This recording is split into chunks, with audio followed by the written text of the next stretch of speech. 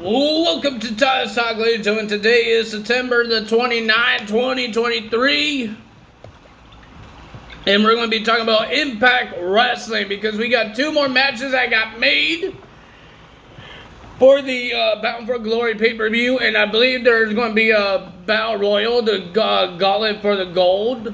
No, Gauntlet for the Trophy, whatever it's called. Call your shot match for the Battle Royal to get a shot of a title. And we had a street fight, we had a bunch of matches, and I think we got a heel turn as well.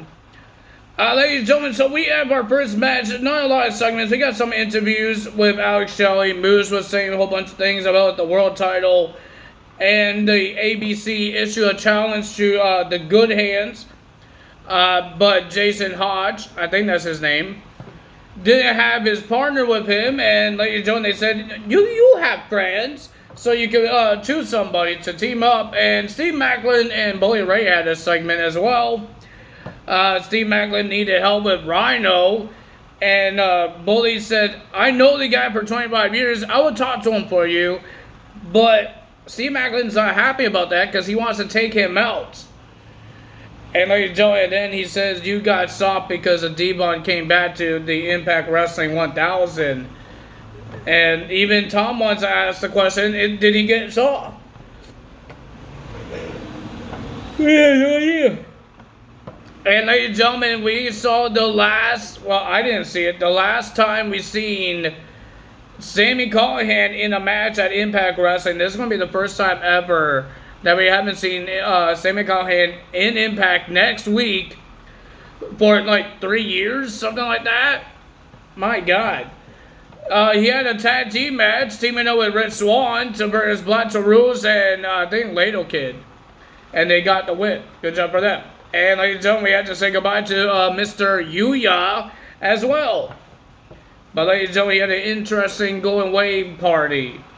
So first match of the evening, we got the X Division Championship on the line. Chris Sabin versus Alan Angels. Alan tried everything. He tried everything, tried to attack the guy's arm. He did a low blow, but he couldn't do it because Chris Sabin retains the title. And then we saw a video package on the Titantron. It was Kenta. And looks like Kenta wants the X Division Championship match against Chris Sabin. So at Bound for Glory, it'll be Chris Sabin versus Kenta for the X Division Championship. Rhino is having his return match since he made his return at Impact Wrestling 1000, spearing Mr. Steve Maclin and making him lose the Peace or Fired match. Ladies and gentlemen, the winner of that match, we got Rhino versus Jack Price. And the winner of that match, of course, was Rhino. And then Steve Maclin came out to attack Rhino, but Rhino got the upper hand and was about to the spear, the gore, but Steve Maclin ran away. And then that's when Steve Maclin asked for help from Bully Ray. Well, a couple of minutes ago, or like an hour ago, something like that. Well, ladies and gentlemen, Joya came out, Joe Hendry and Yuya, before Joe Hendry has to say his goodbyes to Yuya. And then Yuya had some words to say until he got interrupted by the Rascals. And they were just mocking Yuya leaving, and they were just happy that, no, that's one tag team they don't have to worry about. And they're just making fun of Joe Hendry, because next week, he's going to be by himself, no more Yuya. And then, ladies and gentlemen, Joe Hendry said, yeah, I'm going to be by myself next week, but not this week. And Yuya and Joe Hendry attacked the Rascals. And then here comes Santino Marella. And make it a match, Joya versus the Rascals. But if the Rascals loses, Yuya keeps his job. I don't know that's allowed because in the Peace or Fired, nobody has done it when they got fired, had the pink slip. I don't think they even had a goodbye ceremony. But ladies and gentlemen, they never had a match and go fight and keep their job if they win. Well, ladies and gentlemen, the winner of that match was the Rascals because of the spray paint again. Joe Hendry was on top of the stage with Zachary Wentz. The referee was distracted because of those two on top of the stage. And then Yuya was trying to do his finisher, got reversaled, And then I think he got low blowed, and then he got sprayed in the spray paint from Trey. And ladies and gentlemen, the Rascals wins. That means Yuya is gone from Impact Wrestling. No more Yuya, no more Sami Callihan. PCO is leaving soon. PCO was even on Impact this week. My goodness. We have Peep and Tommy Dreamer versus Kenny King and Sheldon Jean in a street fight. And ladies and gentlemen, it was a pretty decent match for these guys. But the winner of that match was Heap and Tommy Dreamer. But after the match, Tommy Dreamer got attacked by Crazy Steve because he's the one that won the Feast or Fired, one of the briefcases, and this briefcase has a Digital Media Championship opportunity. And then he starts beating up Tommy Dreamer with the dang briefcase. Then we had Jonathan Gresham versus Mike Bailey. I didn't really care for this match because this is like the 5th time they face each other. I don't want to see it anymore. Can we stop this now? Ladies and gentlemen, the winner of that match was Jonathan Gresham. He tried to pin him multiple times. Tried to pin Mike Bailey multiple times. But the last time he pinned him, he grabbed the tights of Mike Bailey. And that's how we think he just turned heel, and he walked away from Mike Bailey when Mike Bailey was pissed and mad and asking questions, and Jonathan Gresham just ran away. He walked away from his former tag team partner. Deonna Purrazzo and Tasha Steelz are going to work as a tag team now. They're going to go for the Knockouts World Tag Team Championships. They said they have each other's backs. They're happy that Deonna Purrazzo happy is that Tasha Steelz is back to Impact Wrestling, and they want to work as a team. Will they become the Knockouts Tag Team Champions? They both won tag titles. They both won the Knockouts World Championship. Can they win it together this time? Because Deonna Purrazzo won the titles with Chelsea Green. And Tasha Steelz won the tag team titles with Kiera Hogan. Not with each other. So, let's see what happens there. We had Trinity versus Giselle Shaw. Giselle Shaw wants to beat Trinity and go to Bound for Glory and beat her for the Knockouts Championship. But ladies and gentlemen, it didn't happen because the winner of that match was Trinity. And then, ladies and gentlemen, Trinity got attacked by Jay Vidal and Savannah Evans.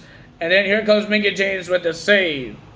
But Mickie says that she didn't lose the Knockouts Championship. And some reason she has a rematch clause. It's been months. How does she have a rematch clause? Like, seriously, Josh Alexander never said he had a rematch clause. But how does she have a rematch clause? I don't understand how that works. It's been months. It should be an expiring date of these rematch clauses. So, she cashed in her rematch clause. She says she could cash it in, and she has a better place to cash it in. Hardcore Country Mickie James versus Trinity for the Knockouts Championship at Bound for Glory. I think we've seen these two wrestle each other at WWE. So I don't really care for this match.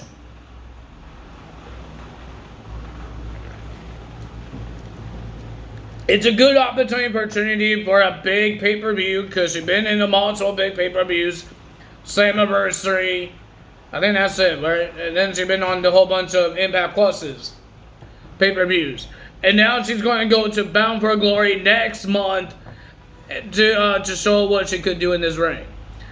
And ladies and gentlemen, that's the end of Impact Wrestling. I hope you guys enjoyed it. People are still questioning about Edge. I haven't talked about Edge for a while because he hasn't showed up on WTV because he had his last match like in August. But his contract expires tomorrow. And people are thinking that he might come to AEW. Remember, AEW's Wrestle Dream is coming up this Sunday. Almost said tonight. This Sunday. So that means, can he debut? Because remember, he wasn't released. So I think the rule is, when you get released, you have the 90 days no compete clause. Until the 90 days, and then you can compete anywhere you want. But when your contract expires, you can wrestle anywhere you want. I don't think there's no 90 days no compete clause. I think that's how it is. I think so. Because there has to be two different rules for getting a release of your contract.